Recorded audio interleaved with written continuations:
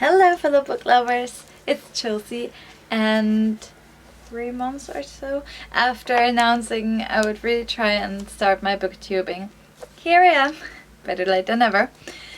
And I thought I would kick this off with a book that I actually have a lot to say about, and that's Ian Forster's Maurice.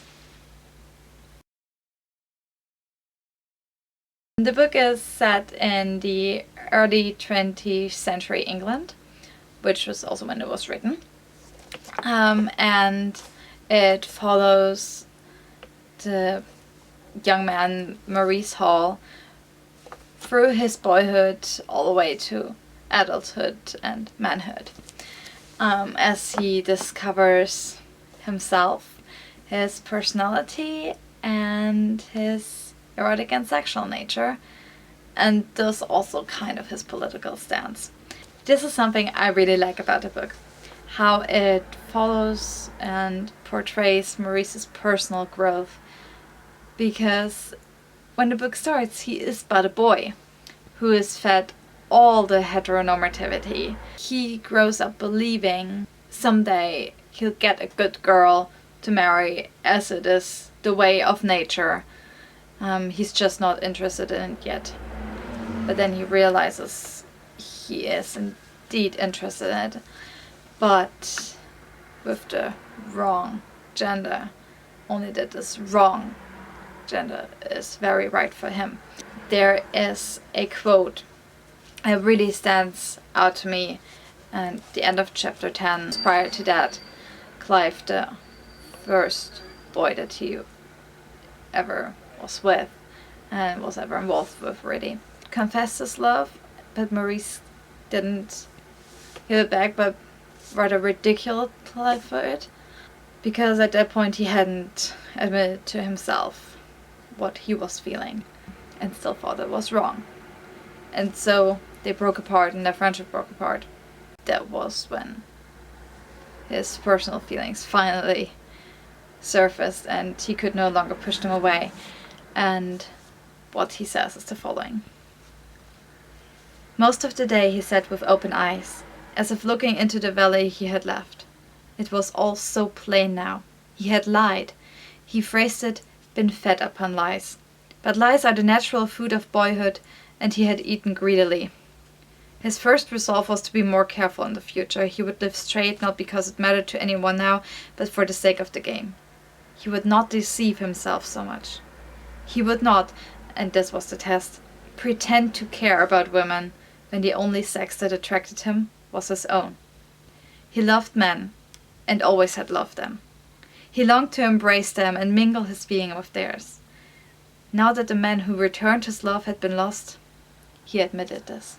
Maurice is often said to be one of those halfway books to modern gay and queer literature, and I think it deserves that title. We see Maurice struggling. He tries to adhere. He goes to doctors. He tries hypnosis. He tries everything. He wants to get rid of this problem, this illness or whatever has befallen him, until he realizes there is nothing that can change him and he shouldn't be changed. I think that this struggle and this growth makes the characters very relatable, and you really feel empathy for them, even if you not always like them. For example, Maurice does many things that I don't agree with, and for example, both he and Clive are rather sexist. Forster even calls this out in a book and says that they're both real misogynists. But I feel like you don't have to like all of what the characters are to like the story and like the way it portrays gay romance. What I also like is the kind of mystery he leaves in the open end, because there's a kind of closure, because the part with Clive, it is over, it is closed, and he has found a new part with Alec, and we know they'll be outcasts, and we'll know that life will be hard, but we also know that they've decided to survive this together. And from there, your imagination can just spiral and see where it leads you. This mystery factor, on the other hand, is something that I kind of disliked at some points, because I feel like sometimes Forster made it a bit too mysterious when he didn't want to get too explicit or really explore romantic or erotic notions, which is fine by me. I don't need to read that, but if he only hints at things, then sometimes it's hard to understand what's really going on. And also, since there are so many male characters in this book, and often enough there are more than 2 or 3 in one room, and he just keeps referring to them as he did and he said and he thought, sometimes you're not sure what actions to attribute to which character, so it's hard to determine the focalization of the story at some points. Sorry, that's the literature student in me coming through, but it bothered me. And another thing that kind of disrupts the story sometimes are the footnotes. Maybe that's probably also just personal taste, but I don't like to be interrupted in the middle of a sentence by a footnote and then go all the way back here, find it, read it, return, and hope I remember what I just read in the story. So sometimes I would either just skip them when I thought I was understanding it anyway, or just at the beginning of a chapter read all the footnotes for that chapter and hope that I remembered them once I got to the actual part. The only thing that I kind of disliked about the story was Clive's sudden change. I spent a lot of thought on that, how that could be. That suddenly he found himself attracted to women. And it did follow an illness, a heavy illness with fever and depression and all. And I know that these heavy illnesses can really affect a person, but I just don't see how they can change something as fundamental as your orientation. But as I was thinking about that, I found my personal headcanon. Feel free to disagree with me, but this is how I read the story. I personally headcanon Clive as quasi-romantic and heterosexual, because he did say to Maurice that he never stopped loving him. He just didn't love him the way that he loved his wife. He did have all these feelings for Maurice, but I feel they were probably more platonic from his side, and he convinced himself maybe that he loved him romantically because he thought that's how it should be. If he doesn't fancy women, then that must mean he loves men romantically. They were never sexual. He expressed that the only sexual feelings he, if any, he did have were for women, especially his wife. Maurice, on the other hand, I definitely headcanon as gay. I mean, it's not just headcanon, that is confirmed. He does say that.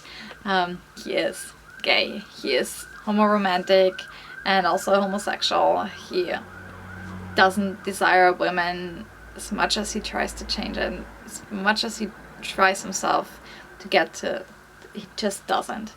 Alec, by the way, on the other hand, he talks about the way that he's been with both men and women and that he could just get a girl easily, but he doesn't seem to have the same kind of attraction to women that he has to Maurice and the deep feelings.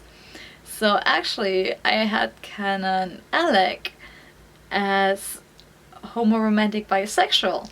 I feel like these characters are so complex. If you really think about it, I don't know if Forster really meant to go into depth like this, or if he just wanted to portray gay on different scales and wasn't as aware of the broad range of orientations and both romantic and sexual. So I think this makes it really interesting to read it now with more knowledge on that, more information, and also other legislations on that. Which leads me to my last thing, my last discussion question, his dedication. Forster dedicates this book to a happier year. And I've been thinking a lot about what this could mean, what this happier year is.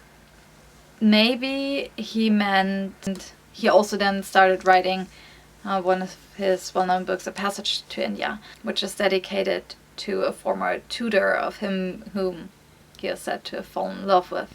Maybe it was his personal feelings that he was pouring into the story to maybe come to terms with his own sexuality, and a happier year that once this was finished, then he at least could be at peace with himself.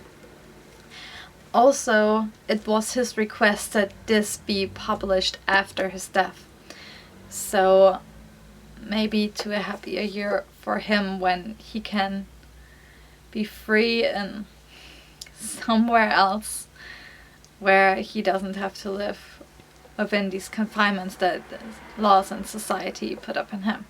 Laws were changed in the late 1960s, just a couple of years prior to his death. But of course that Maurice might find a happier year, that the characters, and maybe that when this is published after his death, maybe this spark of hope that there might be a day where there's a happier year, that people can read the story, relate to it, but can openly read it and openly talk about it, and where maybe his characters wouldn't have to live like this.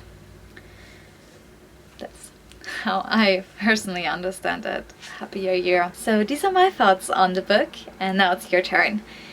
If you would like to join my discussion, and I'd love if you did, then please leave a comment saying, for example, what you think the happier year dedication might mean, or how you see the change in Clive, maybe how you interpret the characters' different orientations. And if you haven't read the book yet but really want to read it now, then tell me as well, because that would really make me happy. I will see you soon with the next review, because I just finished reading another book last night.